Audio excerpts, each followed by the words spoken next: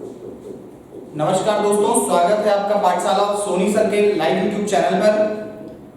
और हम मनोविज्ञान के संप्रदाय पढ़ रहे थे, उसी को आगे बढ़ाते हुए आज हम उद्देश्यवाद की चर्चा करने के लिए आप सभी के सामने उपस्थित हैं।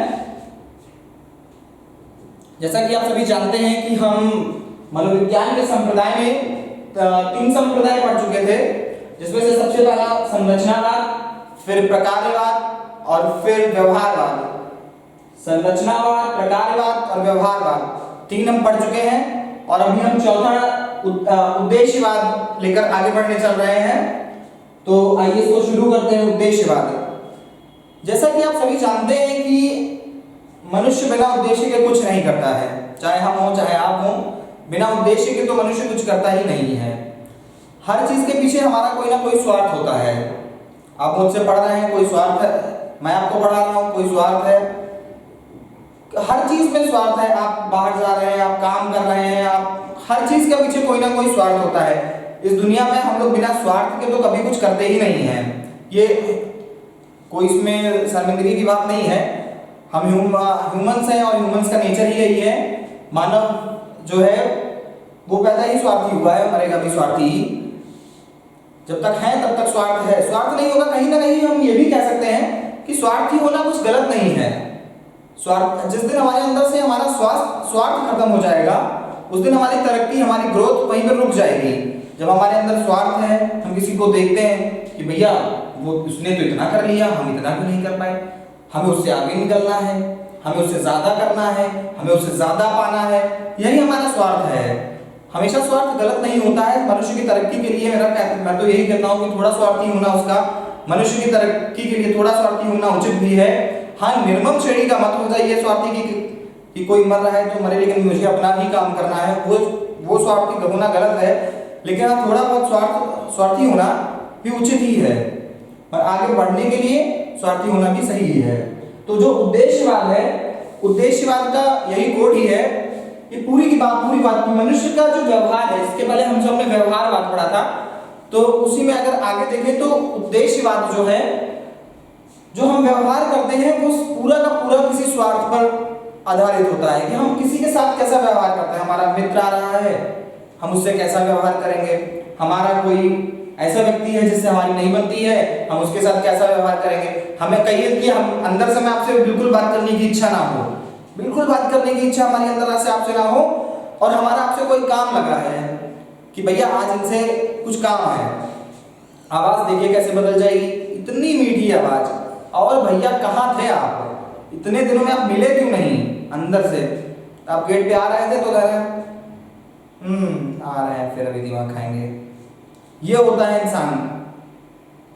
तो यही बात कहता है उद्देश्यवाद कि हमारा किस प्रकार से हमारा स्वार्थ जुड़ा हुआ है। हमारा व्यवहार भी उसी पे आधारित होता है कि हमारा जैसा स्वार्थ उसी हिसाब से हमारा व्यवहार। तो उद्देश्यवाद यही बात कहता है कि जैसा जिसके साथ जो स्वार्थ जुड़ा है, वैसा ही जो उद्देश्य है हमारा कि हमें इससे क्या काम निकलवाना है अपना, उसी हिसाब से हमारा जो स्वार्थ है, उसी हिसाब से हमारा व्यवहार होगा। तो उद्देश्यवाद का जो कोड है वो यही है, स्वार्थ, कि हमारा किसी से स्वार्थ क्या है। जो जैसा स्वार्थ वैसा व्यवहार। उद्देश्यवाद के जनक की बात करते हैं कि उद्देश्यवाद के जनक, तो इसके जनक हैं मैकडूगल साहब,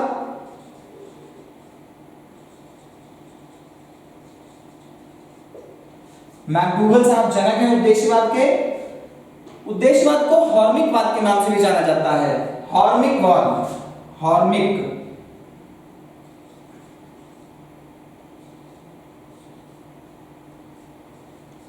हॉर्मिकवाद के नाम से भी जानते हैं। हॉर्मिकवाद,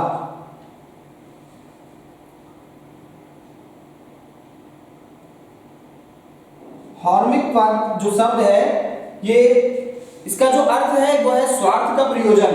यूनानी भाषा का शब्द है हॉर्मिकवाद, इसका अर्थ है स्वार्थ का प्रयोजन। पूरा उद्देश्यवाद जो है उसका पूरा कोड आप इतना याद कर लीजिए, स्वार्थ, सब कुछ भूल जाइए, इतना याद रखिए, स्वार्थ। पूरा उद्देश्यवाद स्वार्थ पर आधारित है कि किसी से क्या उद्देश्य है, क्या स्वार्थ है हमारा, उसी पे हमारा उद्देश्यवाद आधारित रहेगा। तो जो हार्मिकवाद, इसको ये सब याद रखिएगा कि उद्देश्यवाद का दूसरा नाम क्या है। उद्देश्यवाद को हम हार्मिकवाद के नाम से जानते हैं, और उद्देश्यवाद का जो शब्द है हार्मिकवाद, दूसरा नाम जो है हार्मिकवाद, उसका अर्थ होता है स्वार्थ का प्रयोजन।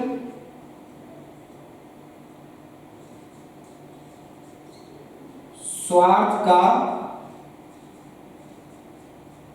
प्रयोजन यूनानी भाषा से का शब्द है, ये यूनानी भाषा का शब्द है। हार्मिकवाद यूनानी भाषा का शब्द है, यूनानी भाषा का शब्द है हार्मिकवाद। तो उद्देश्यवाद जो है वो पूरी तरह स्वार्थ पर आधारित है। इसके जनक है विलियम मैकडूगल साहब। हार्मिकवाद इसका दूसरा नाम है, जिसका अर्थ होता है स्वार्थ का प्रयोजन, यूनानी भाषा का शब्द है। इतनी बातें क्लियर हुई। हार्मिकवाद, इस नाम को जरूर याद रखिएगा, कभी कभी उद्देश्यवाद की जगह हार्मिकवाद के नाम से भी पूछ लिया जाता है। तो उद्देश्यवाद यही कहता है कि हमारे हर व्यवहार का कोई स्वार्थ, हमारे हर व्यवहार का कोई स्वार्थ, प्रयोजन या उद्देश्य होता है। हर व्यवहार का कारण एक मूल प्रवृत्ति होती है। हमारे हर व्यवहार का, विलियम मैकडूगल साहब का मूल प्रवृत्ति का सिद्धांत तो सबको पता ही होगा। तो हमारे हर व्यवहार का एक कारण एक मूल प्रवृत्ति होती है, और हर उस मूल प्रवृत्ति से जुड़ा एक संवेग होता है। संवेग यानी कि इमोशन, मूल प्रवृत्ति यानी कि बेसिक ट्रेट। मूल प्रवृत्ति को इंग्लिश में क्या बोलते हैं? Basic trait. संवेग को क्या बोलते हैं? इमोशन। तो हमारे हर व्यवहार का, हम किसी के साथ कैसा व्यवहार करते हैं, ये हमारे मूल प्रवृत्ति पर निर्भर करता है। मूल प्रवृत्ति जन्मजात होती है, और हर मूल प्रवृत्ति से जुड़ा एक संवेग होता है। तो इस प्रकार मैकडूगल साहब ने 14 मूल प्रवृत्तियां बताई हैं। मैकडूगल साहब ने 14 मूल प्रवृत्तियां बताई हैं, और चूंकि 14 मूल प्रवृत्तियां हैं तो संवेग भी कितने होंगे? 14 होंगे। 14 मूल प्रवृत्तियां और 14 संवेग। तो आइए अब देखते हैं उन मूल प्रवृत्तियों को। बहुत इंपॉर्टेंट है वो मूल प्रवृत्तियां और उनसे जुड़े संवेग भी।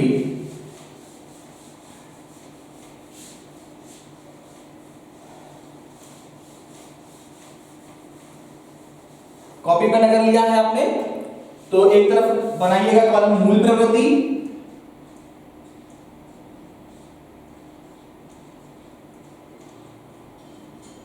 मूल प्रवृत्ति, एक तरफ बनाइएगा संवेग। 14 मूल प्रवृत्तियां, 14 संवेग। 14 मूल प्रवृत्ति, 14 संवेग। तब तक आप इसको बना लीजिए, मूल प्रवृत्ति और संवेग। सबसे पहली जो मूल प्रवृत्ति है, जो सबसे पहली मूल प्रवृत्ति है वो है भोजनान्वेषण। भोजना अन्वेषण।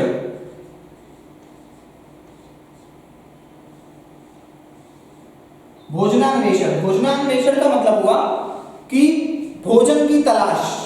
एक मूल प्रवृत्ति हमारी, हम लोग भोजन की तलाश करते हैं कुछ समय बाद। तो भोजन की तलाश हम लोग कब करेंगे? भोजन की तलाश तो तभी करेंगे जब हमें भूख लगी होगी। तो भोजनान्वेषण जो एक मूल प्रवृत्ति है वो किस संवेग के ऊपर आने पे होगा? भूख आने पे। जब हमें भूख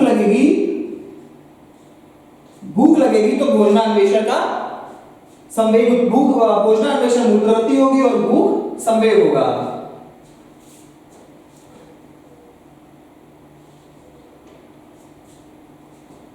दूसरा है युयुत्सा।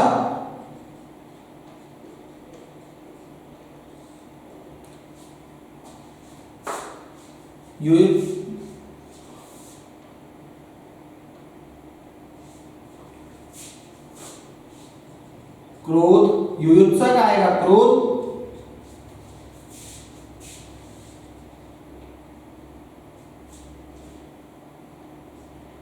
जिज्ञासा, तीसरा संवेग आएगा जिज्ञासा। लिख लीजिए, फिर आपको आराम से समझाते हैं इसको। तीसरा है जिज्ञासा। जिज्ञासा होगी तो आपके अंदर आश्चर्य आएगा।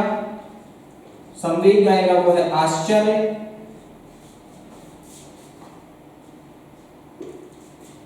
रचनात्मकता, एक मूल प्रवृत्ति है रचनात्मकता। कुछ बच्चे रचनात्मक होते हैं। रचनात्मकता आएगी तो आपके अंदर आएगा प्रतिभा।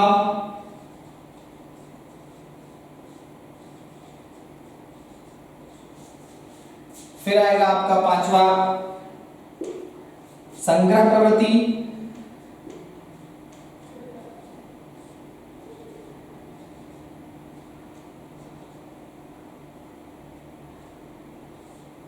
संग्रह प्रवृत्ति होगी तो आपके अंदर आएगा स्वामित्व,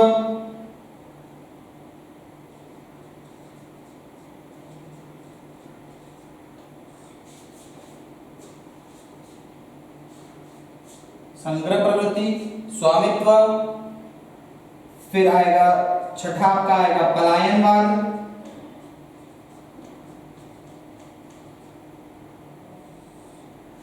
पलायनवाद आएगा तो आपके अंदर आएगा डर।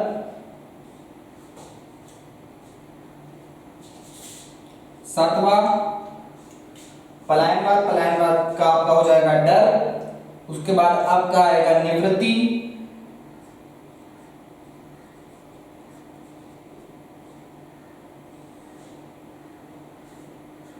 निवृत्ति का आपका आएगा घृणा,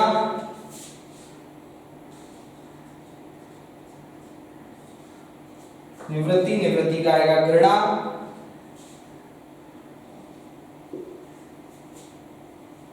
फिर आएगा सामूहिकता,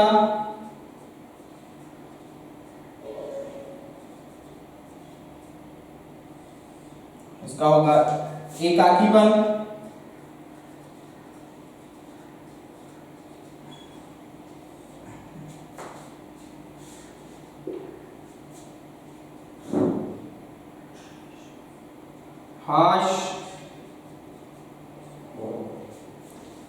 हाश का होगा आमोद,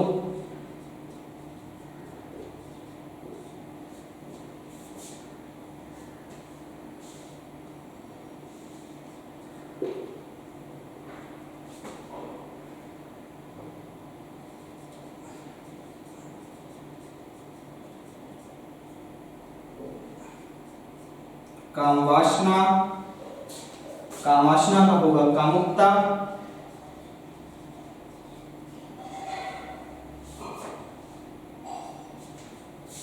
बाकी जो बचे हैं आपके उन चार को यहां लिख दें, एक अभी और आ जाएगा।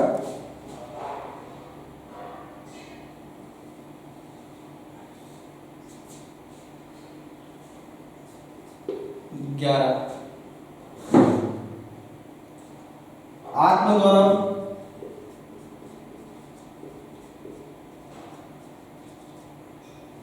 आत्मगौरव,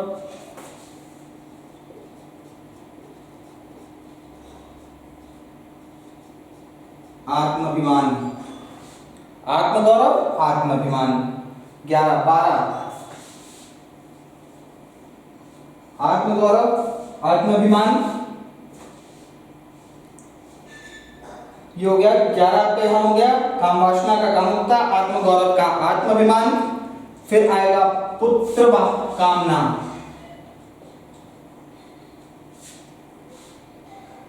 पुत्र कामना दिख रहा है, वात्सल्य,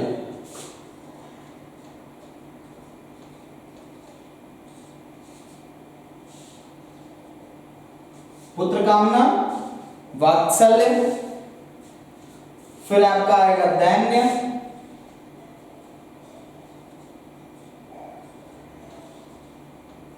करुणा। 14वां आपका आएगा शरणागति,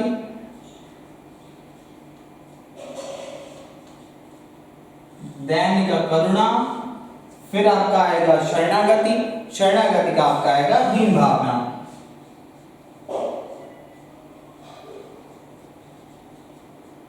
हीन भावना दिख रहा है, ये आपके हो गए 14 मूल प्रवृत्ति और 14 संवेग। अब आइए इनको एक एक करके देखते हैं। सबसे पहले शुरू करते हैं भोजनान्वेषण से। सबसे पहले शुरू करते हैं भोजनान्वेषण से।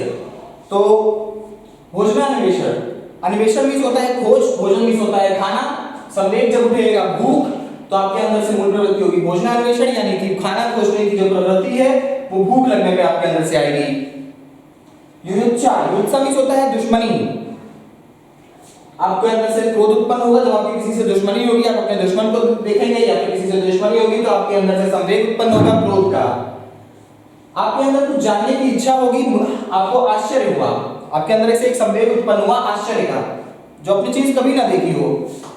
कि मान लीजिए अचानक से एक बहुत बड़ा सा गोला देख लिया आपने, वैसा कुछ कभी आपने देखा ही ना हो, और ऐसा आपने अगर कभी कुछ नहीं देखा होगा तो होगा क्या कि आपके अंदर एक आश्चर्य का भाव होगा, और वो आश्चर्य आपको क्या करेगा कि जानने की इच्छा आपके अंदर डालेगी, जिज्ञासा डालेगी कि ये हो क्या रहा है, ये है क्या, मैं क्यों नहीं जानता हूं, मुझे भी जानना है।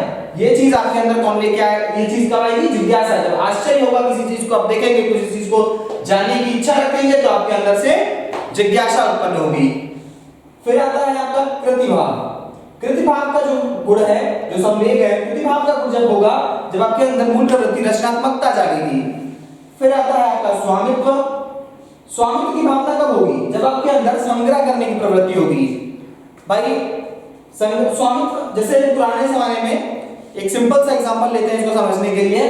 जो पुराना समय होता था, राजा महाराजा का समय होता था, उनके अंदर कौन सा संवेग पाया जाता था, स्वामित्व का संवेग पाया जाता था। और उस स्वामित्व को बढ़ाने के लिए उनके अंदर कौन सी प्रवृत्ति पाई जाती थी, मूल प्रवृत्ति कौन सी पाई जाती थी, संग्रह प्रवृत्ति। वो इकट्ठा करना चाहते थे, ज्यादा से ज्यादा मेरे पास हो जाए, ज्यादा से ज्यादा मेरे पास हो जाए, उस राज्य पे भी आक्रमण, इस राज्य पे भी आक्रमण, यहां पर भी वो करे। इसी तरह ये एक एग्जांपल हो गया पुराने राजा महाराजा का, कि जब उनके अंदर स्वामित्व की प्रवृत्ति आदि संवेग उत्पन्न होता था कि हमारे पास सब कुछ हमारा हो जाए, स्वामित्व का संवेग जब उनके अंदर जागृत होता था तो उनके अंदर मूल प्रवृत्ति संग्रह करने की मूल प्रवृत्ति पाई जाती थी। इसी तरह से ये हो गया। फिर देखते हैं बच्चे छोटे छोटे स्टैंप कलेक्ट करते हैं, हीरो हीरोइन की फोटो कलेक्ट करते हैं, लड़के अपने फेवरेट क्रिकेटर की फोटो इकट्ठा करते हैं। उनके अंदर जब स्वामित्व का संवेग, इनकी फोटो ज्यादा से ज्यादा मेरे पास हो, स्वामित्व ये मेरा है, जब उनके अपना बनाने की, स्वामित्व की जो एक भावना आ जाती है, तो संग्रह प्रवृत्ति, मूल प्रवृत्ति उत्पन्न होती है। डर, सबसे बड़ा संवेग क्या है, डर। कब उत्पन्न होगा, जब पलायनवाद का डर, पलायनवाद मूल प्रवृत्ति होगी। जब आपको ये पता हो कि हमको कोई नई जगह जाना है, कोई अनजान जगह जाना है। पलायनवाद वैसे भी जहां तक है, पलायनवाद जो है वो कभी खुशी में नहीं होता है कि हम, मेरी जॉब लग गई है, हम पलायन कर जाएंगे यहाँ से, वो पलायन नहीं होता है। पलायन क्या होता है कि किसी मजबूरी वश, ज्यादातर चिड़ियों के मामले में पलायनवाद पढ़ाया जाता था कि चिड़िया पलायन करती है। जब ठंडे प्रदेशों में जब ठंड बहुत ज्यादा बढ़ जाती थी तो हल्का गर्म प्रदेश की ओर, कुछ चिड़िया गर्म प्रदेश की ओर भाग जाती थी। जैसे वेस्टर्न कंट्रीज से हमारे इंडिया में कुछ चिड़ियाएं उनकी आती है कुछ खास समय के लिए कश्मीर वगैरह में आके रहने लगती हैं, तो वो पलायन कर जाती हैं। तो जब पलायन करने की बारी आती है तो चिड़िया के अंदर भी डर होता है कि अगर हम यहाँ रहेंगे तो मर जाएंगे, इसलिए वो पलायन कर जाती हैं। फिर आता है घृणा, निवृत्ति। निवृत्ति का मतलब देखें तो होता है रिटायरमेंट, छोड़ना, वापस लौटना, तो ये होता है निवृत्ति। तो अगर किसी चीज को आप अच्छे से कोई काम कर रहे हैं, आप, क्या कोई चाहता है कि हम रिटायर हो जाएं, रिटायर लाइफ से रिटायर हो जाएं, जॉब से रिटायर हो जाएं, कोई चाहता है, नहीं चाहता है। तो घृणा होती है लोगों को रिटायरमेंट से। आपने अक्सर सुना होगा कि लोग हार्ट अटैक हो गया रिटायरमेंट के बाद, तो घृणा होती है लोगों को रिटायरमेंट। निवृत्ति का मतलब होता है रिटायरमेंट, छोड़ना, वापस लौटना। तो वहां पर हमारे अंदर से संवेग क्या होगा, घृणा। कौन सा संवेग होगा, घृणा। फिर आती है बात सामूहिकता, एकाकीपन। जब हम एकाकीपन का संवेग होगा, संवेग कौन सा होगा, एकाकीपन, मतलब हम अकेले होंगे तो हमारे अंदर से मूल प्रवृत्ति कौन सी उत्पन्न होगी, सामूहिकता की, समूह में रहने की मूल प्रवृत्ति उत्पन्न होगी कि हम कई लोगों के बीच में रहें। जब संवेग उत्पन्न होगा एकाकीपन का, कि हम तो अकेले हैं, तो किस चीज की जरूरत होगी, सामूहिकता की। फिर आता है आमोद। आमोद का जो है किसी को पा लेने की इच्छा, कि ये मेरा हो जाए, उसको मिलने पे जो खुशी होती है उसको बोलते हैं आमोद। किसी को प्राप्त करने पर जो खुशी होती है उसको बोलते हैं, किसी को प्राप्त करने पे जो खुशी होती है उसको बोलते हैं आमोद। आमोद का मतलब होता है, आमोद जब होगा आपके अंदर, संवेग उत्पन्न होगा आमोद का, तो आपके अंदर मूल प्रवृत्ति होगी हास की। मूल प्रवृत्ति किस चीज की होगी, हास की। फिर आता है कामुकता। कामुकता का जो संवेग है वो कब होगा, जब आपके अंदर मूल प्रवृत्ति होगी काम वासना की। काम वासना की मूल प्रवृत्ति होने पे कामुकता का संवेग होगा। आत्मगौरव आत्माभिमान, जब आप आत्मज्ञानी होंगे तो आपके अंदर से मूल प्रवृत्ति, जब आत्मगौरव होगा तो संवेग उत्पन्न होगा आत्म अभिमान का। बहुत इंपॉर्टेंट है, कई बार पूछा गया है रिपीटेड सीटेड के पेपर्स में कि मूल प्रवृत्ति दे देता है, संवेग पूछ लेता है। एक बार पूछा है कि मैं गूगल ने कुल कितनी मूल प्रवृत्तियां दी हैं, तो इसको सही से देख लीजिएगा। इधर आते हैं, पुत्र कामना, जब वात्सल का ज्यादातर अर्थ जो है वो मां का प्रेम, जब एक प्रेम का भाव बढ़ता है, वात्सल्य बढ़ता है, तो पुत्र कामना की इच्छा जागृत होती है। जब वात्सल्य होगा, वात्सल्य एक संवेग है, पुत्र कामना एक मूल प्रवृत्ति है, तो वात्सल्य का संवेग उत्पन्न होने पे पुत्र कामना की इच्छा होती है, पुत्र कामना की मूल प्रवृत्ति आती है। फिर आता है आपका करुणा, जब दैन्य होगा, जब करुणा का संवेग होगा, जब करुणा का संवेग होगा तो जब करुणा का संवेग होगा तो आप दैन्य की मूल प्रवृत्ति उत्पन्न होगी। दैन्य क्या होता है? दैन्य का अर्थ होता है कष्ट। भाई अगर किसी को कष्ट है तभी तो हमें उसके प्रति करुणा होगी। अब कोई हंस रहा है तो उसके प्रति तो आपको सिंपैथी होने से रही भाई, तब तो आपको उससे सिंपैथी होगी नहीं। और जब वो कोई कष्ट में होगा तभी तो उससे आपको करुणा का भाव उत्पन्न होगा, सिंपैथी तभी तो होगी। तो जब करुणा, दैन्य, शरणागति, हीन भावना। देखिए किसी के शरणागति, जैसे कि हीन भावना, जो हीन भावना का संकेत है, कोई आपके यहाँ आ जाए जिसको आप बिल्कुल पसंद ना करते हो, वो आपके यहाँ आ जाए, आपके शरण में जिसको आप बिल्कुल पसंद ही ना करते हो, आप चाहते ही ना कि वो आपके सामने भी रहे एक सेकंड के लिए, और वो आपके सामने रहे, तो आपके अंदर क्या होगी? हीन भावना उत्पन्न होने लगेगी उस व्यक्ति से। क्यों आया है, मेरे यहाँ क्या करने आया है, चला जाए। तो हीन भावना के साथ का संवेग उत्पन्न हो जाएगा जब कोई मूल प्रवृत्ति शरणागति होगी। शरणागति की मूल प्रवृत्ति होने पे हीन भावना का संवेग उत्पन्न होता है। आइए इसको एक बार जल्दी जल्दी फिर से देखते हैं। भोजनान्वेषण, भूख, भोजनान्वेषण, भूख, भोजनान्वेषण, भूख, युयुत्सा, क्रोध, युयुत्सा, क्रोध, जिज्ञासा, आश्चर्य, रचनात्मकता, कृतिभाव, रचनात्मकता, कृतिभाव, संग्रह प्रवृत्ति, स्वामित्व, संग्रह प्रवृत्ति, स्वामित्व, पलायनवाद, डर, पलायनवाद, डर, निवृत्ति, घृणा, निवृत्ति, घृणा, सामूहिकता, एकाकीपन, हाश, आमोद। इसको स्पेशली कहीं मेंशन कर लीजिएगा। आमोद क्या है? किसी को पा लेने की इच्छा आमोद है। युयुत्सा, दुश्मनी, दुश्मनी होगी तो क्रोध। ये सब ऐसे क्वेश्चन तो थोड़ा कम समझ में आते हैं बच्चों को, अक्सर उससे क्लास में इसीलिए पूछते हैं, तो मैं आपको बता रहा हूं कि युयुत्सा, क्रोध, यानी कि युयुत्सा का मतलब दुश्मनी, आमोद किसी को पा लेने की इच्छा, तो हाश, काम वासना, कामुकता, आत्मगौरव, आत्माभिमान, पुत्र कामना, वात्सल्य, दैन्य, करुणा। दैन्य याद रखिएगा, कष्ट, दैन्य का मतलब होता है कष्ट, कष्ट होगा तो करुणा, शरणागति, हीन भावना, शरणागति, हीन भावना। तो ये हो गए आपके 14 मूल प्रवृत्ति और 14 संवेग, 14 मूल प्रवृत्ति और 14 संवेग। 1 मिनट का टाइम दे रहे हैं आपको, जल्दी से इसका स्क्रीनशॉट ले लीजिए।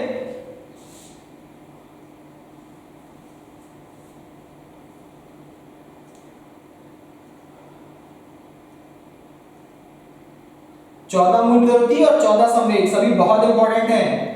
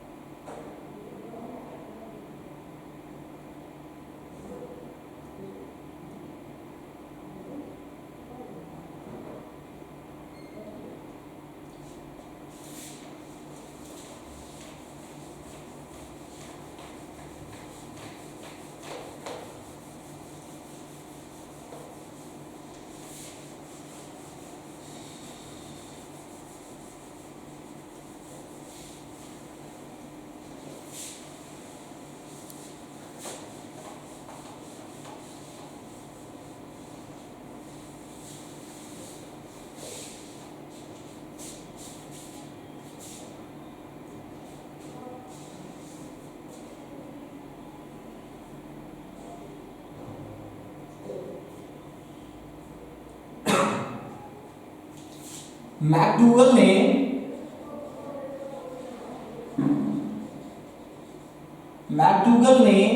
मूल प्रवृत्ति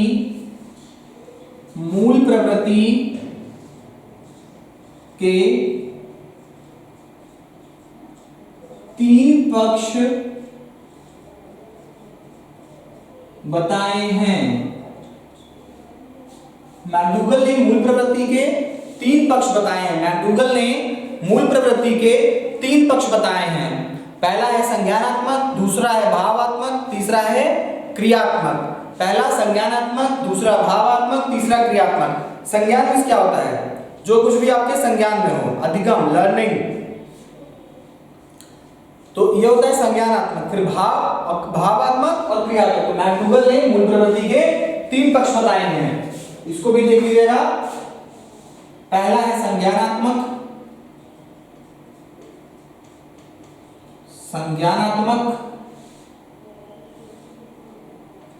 भावात्मक,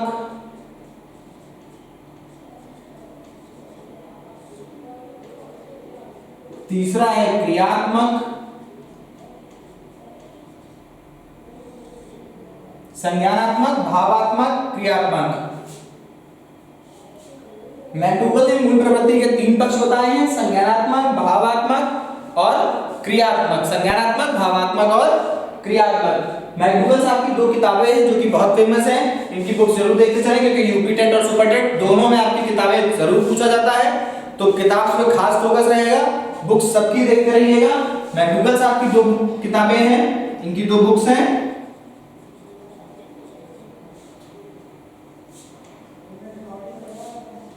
An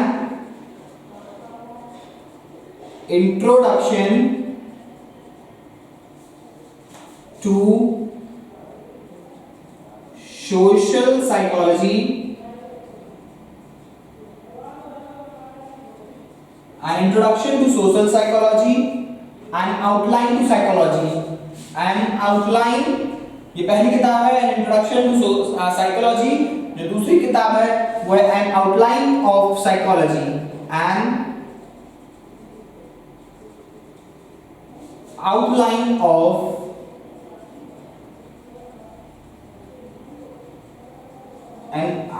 of psychology, an introduction to social psychology, an outline of psychology।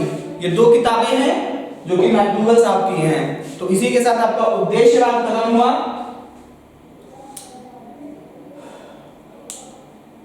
उद्देश्यवाद में ये तीनों पॉइंट 14 मूल प्रवृत्ति, 14 संवेग। मैकडूगल ने मूल प्रवृत्ति के 3 पक्ष बताए हैं, संज्ञानात्मक, भावात्मक, क्रियात्मक। इनकी 2 किताबें, an introduction to social psychology and outline of psychology. ये पूरा का पूरा सारी चीजें इंपॉर्टेंट है, देखते रहिएगा। आइए अब हम लोग अगला देखते हैं जो कि है गेस्टाल्टवाद। हम लोग चर्चा करेंगे गेस्टाल्टवाद पे। सबसे ज्यादा बच्चे कंफ्यूज होते हैं गेस्टाल्टवाद में। अभी तक आपने पढ़ लिया है संरचनावाद, प्रकारवाद, व्यवहारवाद, संरचनावाद, प्रकारवाद, व्यवहारवाद और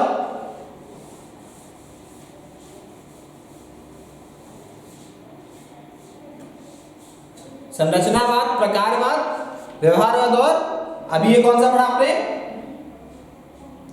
ये था आपका उद्देश्यवाद। उद्देश्यवाद को और किस नाम से जानते हैं? हार्मिकवाद। हार्मिकवाद, इसका अर्थ स्वार्थ का प्रयोजन। क्या अर्थ है? स्वार्थ का प्रयोजन। क्या अर्थ है? स्वार्थ का प्रयोजन। तो आइए शुरू करते हैं हम लोग गेस्टाल्टवाद। गेस्टाल्टवाद की शुरुआत करते हैं ऐसे।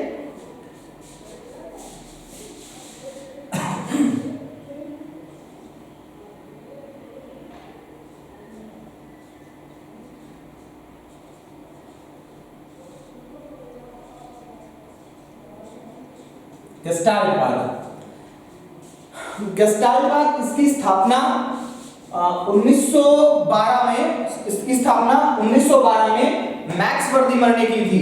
गेस्टाल्टवाद की स्थापना 1912 में मैक्स वर्दीमर ने की थी। 1912 में मैक्स वर्दीमर ने की थी। 1912 में मैक्स वर्दीमर ने की थी गेस्टाल्टवाद की शुरुआत। अब गेस्टाल्टवाद जो शब्द है इसका अर्थ होता है पूर्ण आकृति। गेस्टाल्टवाद, गेस्टाल्ट इतना शब्द है, वाद जोड़ा गया है। गेस्टाल्ट का अर्थ है पूर्ण आकृति। गेस्टाल्ट का अर्थ है पूर्ण आकृति। ये जर्मन भाषा का शब्द है, from German language, from German या फिर जर्मन भाषा का शब्द है, जर्मन भाषा, जर्मन भाषा का शब्द है गेस्टाल्ट। जर्मन भाषा का शब्द है गेस्टाल्ट। गेस्टाल्ट का अर्थ है पूर्ण आकृति। कुल मिलाकर कहने का मतलब क्या है, पूर्ण आकृति से क्या मतलब है? पूर्ण आकृति से हमारा सिर्फ यही मतलब है कि क्या है पूर्ण आकृति। पूर्ण आकृति का मतलब सिर्फ इतना है कि हम किसी भी समस्या को तभी हल कर सकते हैं, किसी भी समस्या को हम तभी हल कर सकते हैं जब उसके बारे में हमें पूरा पता हो। मतलब आधी अधूरी समस्या को जानकर, आधी अधूरी समस्या के बारे में जानकर हम उसके बारे में कुछ निष्कर्ष नहीं निकाल सकते हैं। पूर्ण आकृति से यही अर्थ है। किसी समस्या को जानने के लिए, किसी समस्या का हल जानने के लिए हमें उसके बारे में पूरा जानना होगा। कब हुआ, क्यों हुआ, कैसे हुआ, जब ये सभी पक्ष हम जानेंगे तभी हम किसी समस्या का हल निकाल सकते हैं। यही अर्थ है शब्द गेस्टाल्ट का, यही अर्थ है पूर्ण आकृति का। अर्थात किसी समस्या का हल तभी निकाला जा सकता है जब उसके बारे में हमें पूरी तरह से पता हो। इसको पॉइंट वाइज लिख लीजिएगा।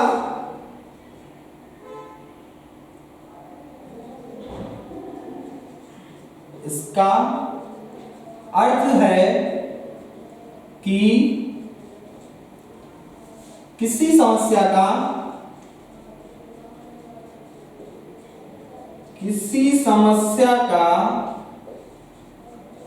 हल तभी निकाला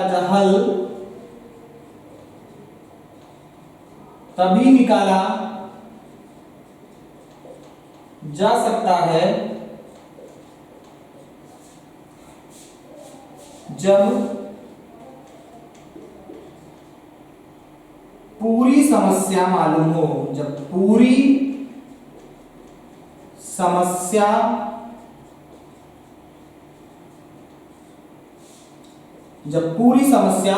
मालूम हो।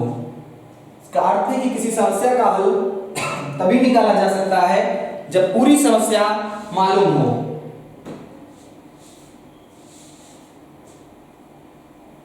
इसे अगला पॉइंट देखते हैं। इसे गेस्टाल्टवाद,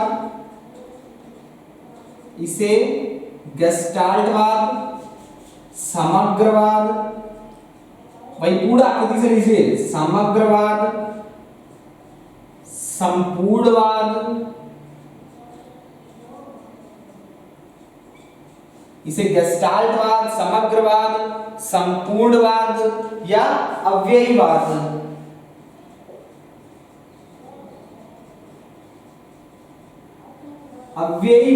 भी कहते हैं।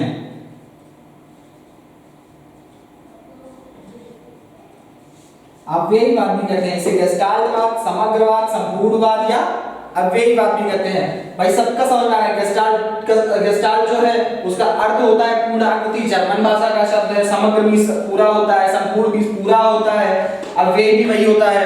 तो गेस्टाल्टवाद, समग्रवाद, संपूर्णवाद, अव्ययीवाद भी इसे कहते हैं। फिर गेस्टाल्टवाद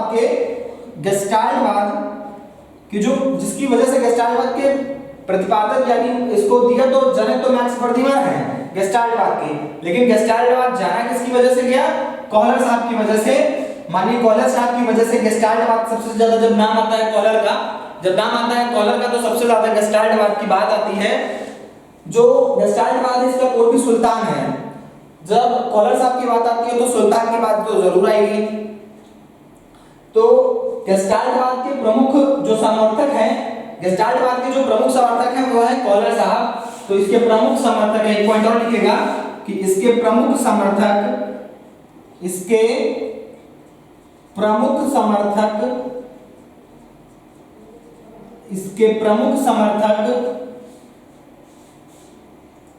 गेस्टाल्टवाद के प्रमुख समर्थक कॉहलर हैं।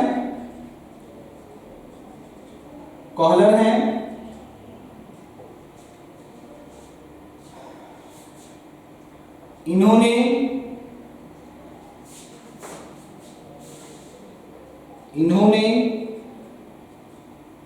अपना प्रयोग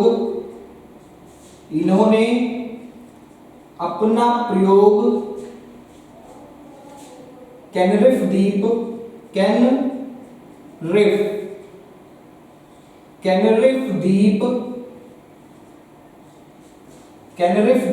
के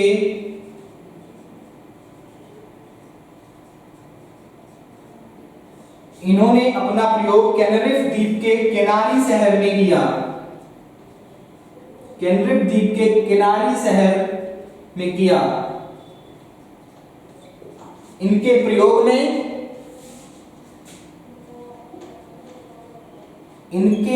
प्रयोग में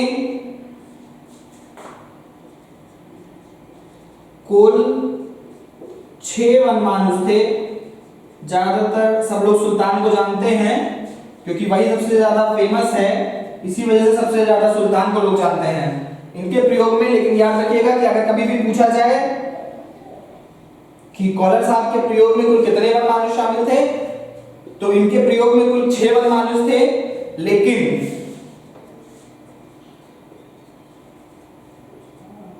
इनमें से सभी मुख्य प्रयोग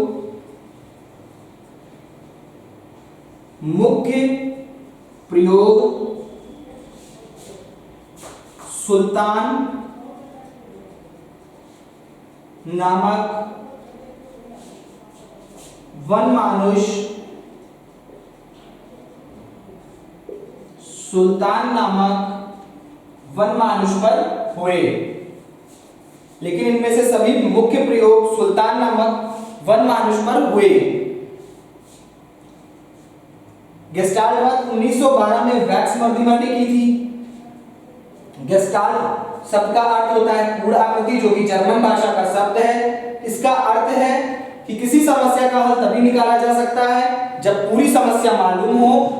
इसके प्रमुख समर्थक कॉलर हैं। इन्होंने अपना प्रयोग कैनरिफ द्वीप के किनारी शहर में किया था। इनके प्रयोग में कुल 6 वनमानुष थे। लेकिन इनमें से सभी मुख्य प्रयोग सुल्तान नामक वनमानुष पर हुए थे। जो सभी मुख्य प्रयोग हैं वो सुल्तान नामक वनमानुष पर हुए थे। ठीक है, तो ये वो आपका गेस्टाल्टवाद। कॉलर ने से सूझ या अंतर्दृष्टि का सिद्धांत, कॉलर ने सूझ या अंतर्दृष्टि का सिद्धांत भी दिया है। कॉलर ने अधिगम स्थानांतरण का सिद्धांत दिया है। कॉलर ने सूझ या अंतर्दृष्टि का सिद्धांत भी दिया। कॉलर ने सूझ या अंतर्दृष्टि का सिद्धांत भी दिया। कॉलर यह सिद्ध करना चाहते थे कि अधिगम एक संज्ञानात्मक प्रवृत्ति है, ना कि किसी त्रुटि या प्रयास का परिणाम है। कॉलर ने जो ये प्रयोग किया था इसके क्या कहते हैं सुल्तान पर, कॉलर ने जो सभी प्रयोग किए सुल्तान पर, उससे ये यही सिद्ध करना चाहते थे कि जो अधिगम है, लर्निंग मतलब हम जो कुछ भी सीखते हैं ये एक संज्ञानात्मक प्रक्रिया है। मतलब हम पूरे होशो हवास में रहकर जानबूझकर किसी भी चीज को सीखते हैं, ना कि ये किसी त्रुटि या प्रयास, मतलब ये ट्रायल एंड एरर का परिणाम नहीं है कि हम कोई काम कर रहे थे गलती से हो गया। मतलब जैसे एडिसन का एग्जांपल लेते हैं कि एडिसन जल्दी से कोई कार्य कर रहे थे, अचानक से गलती से उसमें से लाइट उत्पन्न हुई और उन्होंने बल्ब बना दिया। ये उनका कहने का मतलब था कि ऐसा कुछ नहीं है, कभी हो गया तो हो गया, एक बात एक एग्जांपल छोड़ दें। बाकी अधिगम को हम कभी ये नहीं कह सकते कि अधिगम कोई त्रुटि या प्रयास का परिणाम है, बल्कि अधिगम एक संज्ञानात्मक प्रक्रिया है। अधिगम एक संज्ञानात्मक प्रक्रिया है। मींस अगर इसको इंग्लिश में कहें तो कॉलर साहब ने कहा है कि learning is a cognitive process, learning is a cognitive process not a result of trial and error. Means कि ये ट्रायल एंड एरर की वजह से नहीं होती, बल्कि ये संज्ञानात्मक प्रक्रिया है।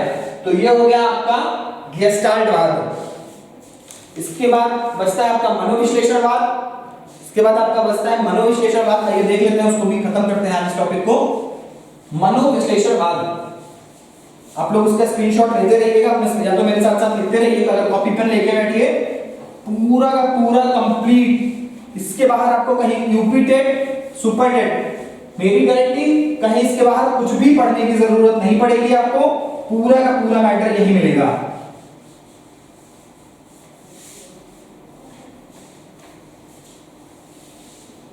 बस पढ़ते रहिए अच्छे से। आइए पांचवा देखते हैं, मनोविश्लेषणवाद।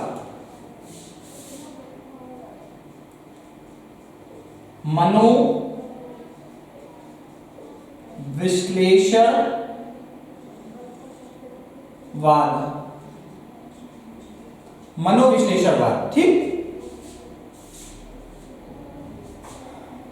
मनोविश्लेषणवाद, इसका जो कोड है वो है इदम या अचेतन।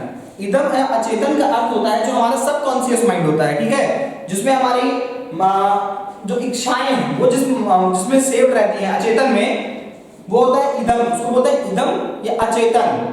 फ्राइड साहब ने सब दिया था इदम इदम, ठीक है। तो इदम या अचेतन हमारे दिमाग में जो मार काट, काम वासना, जो अतिरिक्त इच्छाएं हैं, और जो सुखवादी हम लोग हैं कि हमें सुख चाहिए, जो हमें सुख चाहिए, ये सारी की सारी चीजें हमारे माइंड में जो सेव्ड हैं, ये हमारे इदम या अचेतन का हिस्सा है, ठीक है। तो मनोविश्लेषणवाद भी इसी पे काम करता है, इदम या अचेतन पे। तो इसका मनोविश्लेषणवाद के जनक ऑस्ट्रिया के फ्राइड को माना जाता है, फ्राइड साहब को माना जाता है, ठीक है। इसके जनक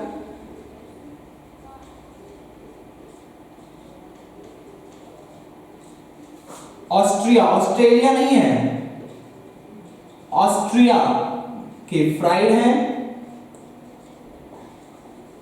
ऑस्ट्रिया के फ्राइड हैं। इसके जनक कौन है? इसके जनक है ऑस्ट्रिया के फ्राइड साहब। मनोविश्लेषणवाद के जनक ऑस्ट्रिया के फ्राइड है। इसको अलावा इन्होंने स्वप्न विश्लेषण विधि दी है। मेन बातें जो है वो हम लोग फ्राइड के बारे में देख लेते हैं। इसका कोड लिख लीजिएगा, इदम अचेतन। मस्तिष्क के 3 हिस्से हैं, आगे हम आपको बताएंगे इदम और अचेतन। डिटेल में परेशान मत होइएगा, जिनको अभी इदम और अचेतन ना समझ में आया हो, बिल्कुल परेशान नहीं होना है। इदम अचेतन आगे की क्लासेस में और क्लियर हो जाएगा। अभी आप मनोविश्लेषणवाद जान लीजिए। मनोविश्लेषणवाद, क्योंकि इदम अचेतन अपने आप में एक टॉपिक है, इदम अचेतन अपने आप में एक टॉपिक है। आपको हमने अभी बता दिया कि जो हमारी अतिरिक्त इच्छाएं हैं, मार काट है, काम वासना है, सुखवादी जो मनुष्य है, ये सारी चीजें हमारे अचेतन में है। अचेतन हमारे मस्तिष्क का एक हिस्सा है। मस्तिष्क के 3 हिस्से होते हैं, जो कि फ्राइड साहब ने दिया है। अब इसको डिटेल में पढ़ेंगे तो पूरा का पूरा एक क्लास चाहिए होगा इसके ऊपर। इसलिए फिलहाल अभी इतना जानिए कि मनोविश्लेषणवाद मनोविज्ञान, शिक्षा मनोविज्ञान का एक संप्रदाय है। इसके जनक ऑस्ट्रिया के फ्राइड साहब है। इन्होंने स्वप्न विश्लेषण विधि दी है। स्वप्न विश्लेषण विधि दी, इन्होंने स्वप्न विश्लेषण विधि दी है।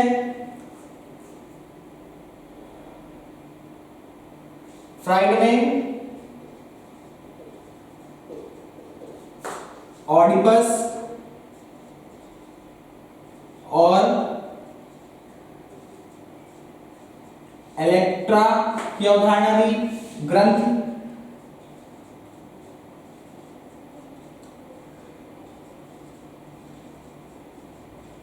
की अवधारणा दी है, ठीक है। ऑडिपस और इलेक्ट्रा ग्रंथ की अवधारणा दी। Oedipus male, Electra female. पूछा जाने वाला क्वेश्चन, पेट क्वेश्चन टेट का, ऑडिपस, इलेक्ट्रा, मेल, फीमेल, याद रखिएगा।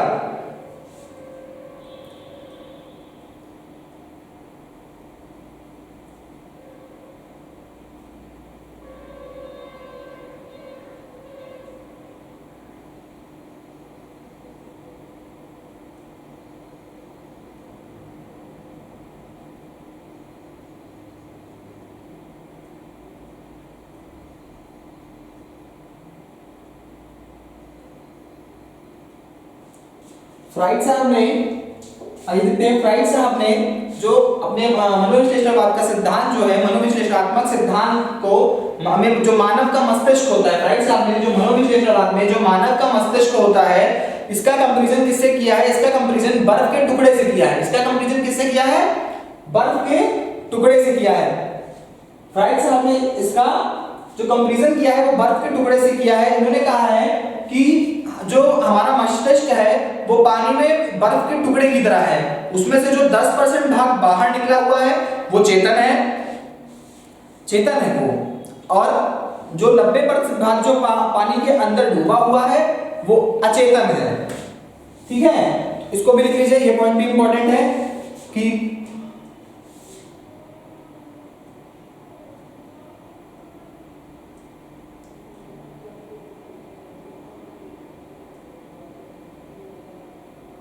फ्राइड ने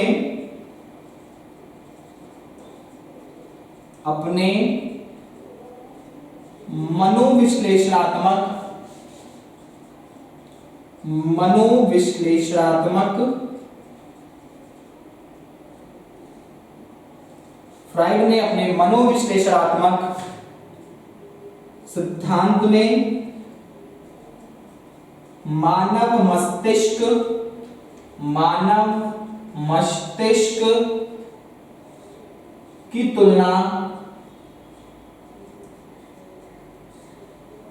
मानव मस्तिष्क की तुलना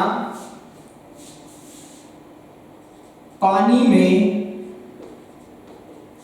तैरते बर्फ के टुकड़े से की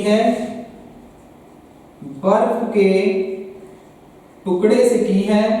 फ्राइड ने अपने मनोविश्लेषणात्मक सिद्धांत में मानव मस्तिष्क की तुलना पानी में तैरते बर्फ के टुकड़े से की है, जिसका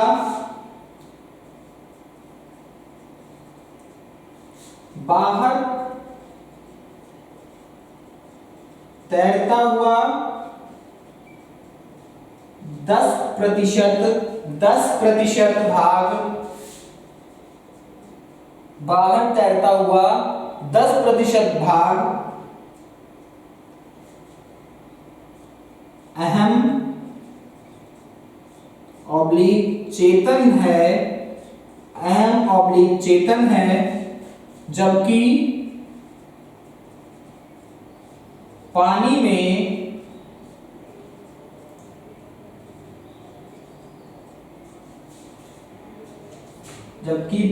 में डूबा हुआ 90% भाग पानी में डूबा हुआ 90% भाग अचेतन है।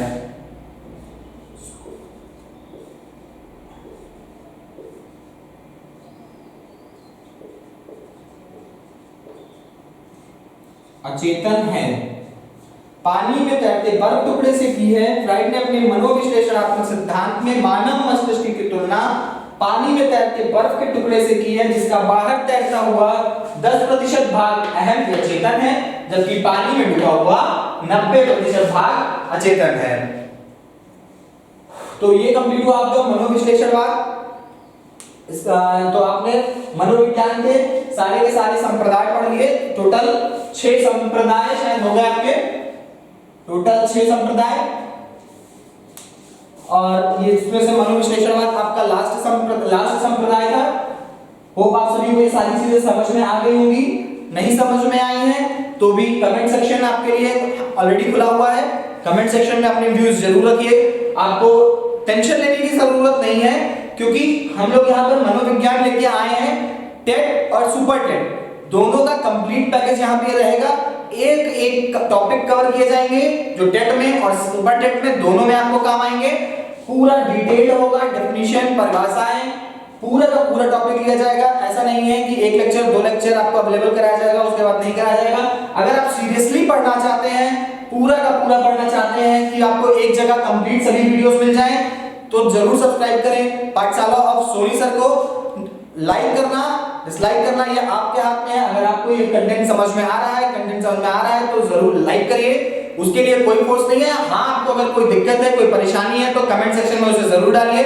हमारी टीम पूरी समय हमेशा आपके कमेंट देखती रहती है और उस पे जो भी सुधार करने लायक होगा वो हम जरूर करेंगे। तब तक के लिए पढ़ते रहिए, घर पे रहिए, stay home, stay safe, good bye.